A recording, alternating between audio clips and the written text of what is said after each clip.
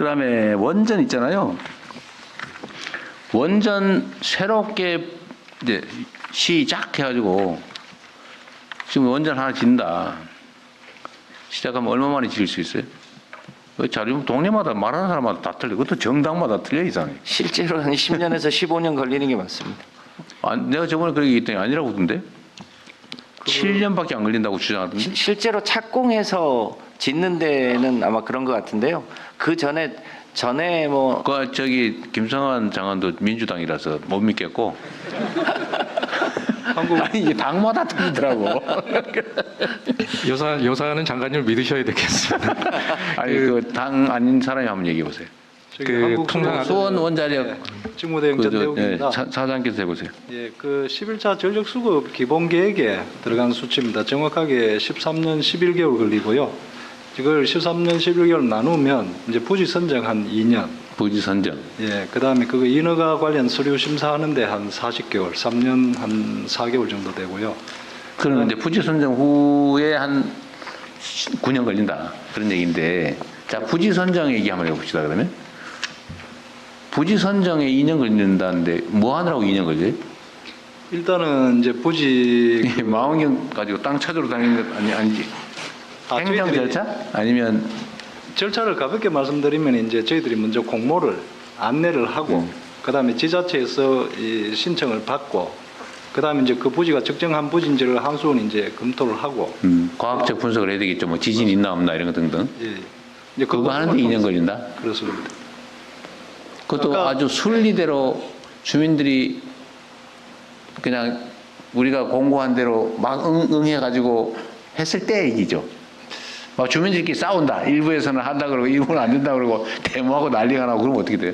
맞습니다. 그게 이제 주민 쪽에서 이제 신청하는 부분을 한 5개월 정도 잡고 있는데 그 부분은 이제 상황에 따라서 이게 많이 늘어질 수도 있고. 그렇죠. 그거 알 수 없는 거죠. 그러니까 순리대로 잘 됐을 경우. 예, 그게 그 경우 2년. 그게 예, 이제 2년을 보는 겁니다. 부지 선정이 계획대로 원만하게 잘 됐을 경우에 한 13년? 13년 11개월인데요. 13년. 여기서 뭐 이제 15년이란 말이 틀린 말은 착공 아니에요. 공사 부분이 이제 한 정확하게는 저희들이 삽을 뜨기 시작해서 준공하는 데까지가 7년 7개월 걸립니다. 그래서 행정기관이 한 6년 한 5개월 걸리고 합쳐서 이제 13년씩. 우리 부사장님은 당적 없죠? 네, 없습니다. 네, 알겠습니다. 그리고 또 한 가지. 이게 SMR 관련된 건데요. 여기 110페이지에 자료도 있는데,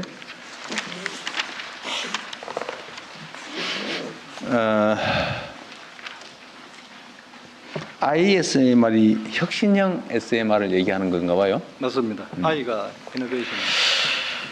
그런데 이거를 2035년까지 지어보겠다 그 말이죠. 그렇습니다. 30년의 허가를 받고 설계 인간 28년에 받고 3년 후에 설계 인가를 받아보겠다. 그럼 지금 거의 다 개발됐다는 얘기로 들리는데 맞는 말이에요? 그렇지는 않습니다. 지금 좀 3년 만에 설계를 할 정도로 개발이 가능해요? 지금 사실은 이게 시작한 게 21년부터 시작을 했었고요. 그게 기본 설계가 한 2년 걸렸고 지금 표준 설계가 지금 3년 정도 가는데 사실은 좀 이게 이제 원전 산업계에서는 향후에 원전 그 시장에서 게임 체인저로 보고 좀 동시다발적으로 하고 있기 때문에 뭐 어떻게 보면 표준 설계하고 그 다음에 기술 개발 이렇게 들어가는데 이거는 표준 설계, 기술 개발, 부지 선정 이런 부분을 같이 동시에 하자. 들여다보고 있습니다. 반드시 성공할 거니까? 예, 그렇게 하도록 저희들은 노력하고 있습니다. 근데 그거는 낙관적 전망이지 반드시 그렇게 실현된다는 보장은 없는 거잖아요. 그렇긴 합니다. 그런데 수천억을 들여서 부지를 미리 확보하고 다 준비했다가 안 되면 어떡해요? 그 이제 전문가들이 뭐 저를 포함한 전문가들이 책임져야 될 문제이긴 한데 저희들이 보기에는 기술적인 부분이나 또 지금 세계 그 에너지 수요 수급 부분 이런 부분을 보면 충분히 필요하고 될 것이다. 예, 그렇게 생각합니다. 이 SMR의 위험성은 기존 원자력 발전소의 위험성과는 다른 겁니까? 뭐 기술적으로는 한 1000분의 1 줄어들었다고 이렇게 이야기를 하는데요. 그게 이제 일체형이라고 해서 설비를 원자로부터 시작해서 터빈 이렇게 늘어져 있던 부분을 최대한 한쪽에 이렇게 다 몰아서 그 안에서 무슨 사고 나더라도 이렇게 완전히 폐쇄할 수 있는, 그러면서 이게 뭐 예를 들면 수조 같은 데를 아예 담궈서 사고 나면 수조 위에서 이제 그 발전을 하다가 사고 나면 그냥 수조 밑으로 바로 담그는 그런 좀 원전에 대해서 좀 안전에 대한 다양한 부분을 강구하면서 지금 하고 있다 이렇게. 기존의 그 통상 형식의 원자로 예. 원자력 발전 시설 예. 이거보다는 1000배 정도는 안전해졌다. 예, 훨씬 안전 이제 수치적으로 그렇게 이야기를 하고 있습니다. 1000배 위험성은 그렇다. 보통 한 200-300메가와트 정도의 소규모 원전이고 냉각 방식이 좀 다르다. 예. 그러면 이제 소위 방사능 누출 위험성도 적어진다. 뭐 그런 거예요. 그렇습니다. 사고 났을 경우에 폭발 위험성도 낮다. 예. 그 우리가 개발하고 있는 거 비밀이에요. 예를 들면 원리나 방식은 비밀이면 얘기하지 말고. 비밀은 아닙니다. 예. 그럼 얘기해 보세요. 예. 우리 국민들도 이해하실 필요가 있으니까요. 예.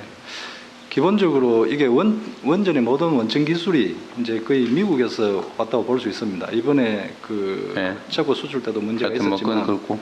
이제 이 부분에 있어서 이제 SMR 부분은 이제 그런 부분을 없애기 위해서 처음부터 개발하는 과정에 기술 개발하는 과정에 그 기술 특허 관련이나 이런 쪽 그 법인하고 연결을 해서 그런 부분을 제거하면서 지금 저희 나름대로 독자적인 노형을 개발하고 있다. 했는데 원리나 뭐 이런 건 어떻게? 제가 좀 보충하면요.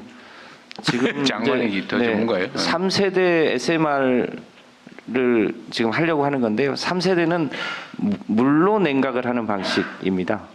4세대 SMR 지난번에 빌 게이츠가 와서 테라파워 뭐 한다는 거는 4세대 SMR인데요. 그거는 냉각 방식을 물로 하지 않고 다른 냉매를 써서 그 소듐이나 다른 냉매를 써서 하는 4세대 SMR도 지금 동시에 개발하고 있고 우리 국내의 회사들도 거기에 지분 참여를 하거나 이제 설계나 아니 수력 원자력 발전소가 지금 하겠다고 하는 건 어떤 방식이에요? 3세대 현재 우리가 하고 있는 물로 건, 냉각한다고요? 네, 3세대 방식이고요. 4세대 방식을 하는 나라들이 여러 나라가 있습니다. 미국도 있고 중국도 있고 러시아도 있고요. 그래서 그런 방식을 하는 경우도 있고 물로 냉각하는 방식인데 위험성이 1000분의 1로 줄어들었다는 근거는 뭐예요? 근데 그거는 이제 설계 기술에 따라서 그건 아까 설명한 대로 그렇고요. 이거는 이제 통으로 설계를 대략 한 170메가에서 200메가 사이로 작게 설계를 해서 한 4개 정도를 붙이는 거거든요. 그래서 SMR이라고 하는데 그래서 그게 이제 사고가 나더라도 그 내에서 그 사고가 번지지 않게 설계하는 거고요.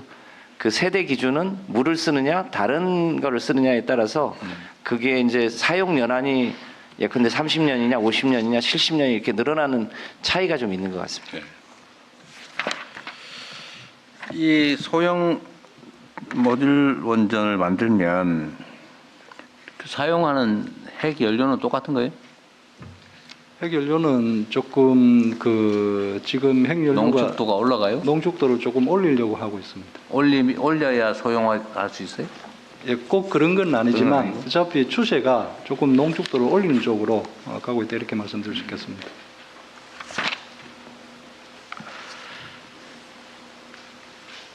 그 다음에 또 한 가지는 우리가 이제 미국하고 뭐 협상을 해서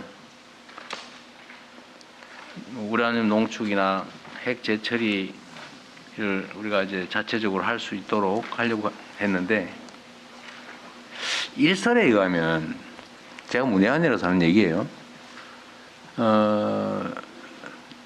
사용 후 핵연료를 재처리하면은 그 부피가 확 줄어들어서 보관 장소가 많이 줄어들 수 있다.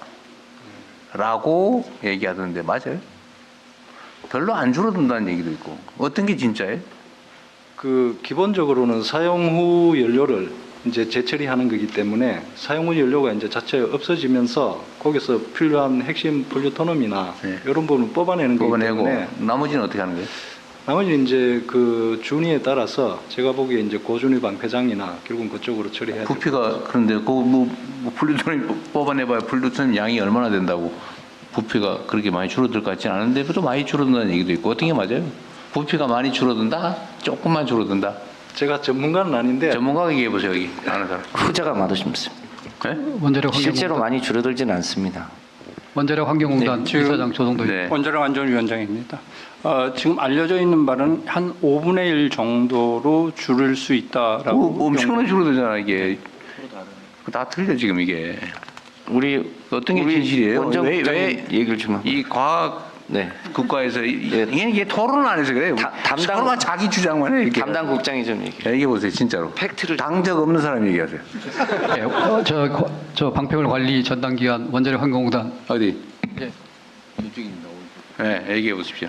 기술적으로 재처리하면 그렇게 검증이 됐다고 그러는데 한미 간에 지난 10년간 8천억을 들여서 재처리 연구를 했는데 아직 결과는 명백히 나온 게 없고요. 줄어든다 안 줄어든다. 예, 부분에 명백히 관해서. 이제 검증은 안 됐는데 그렇게 주장을 하는 거고요. 근데 우리나라는 사용 해결료 100 중에 50%가 재처리를 할 수 없는 중수용 사용 해결료가 50%나 됩니다. 그래서 중수로용은 재처리가 안 돼요. 예, 이 경제적 효율성이 없어서 비용 투입만큼 그 재처리를 해서 효율 가치가 없어서 재처리를 못 하게 됐습니다. 중수로형은 그렇게 많지 않다면서요. 대부분 경수로라면서요. 발전소는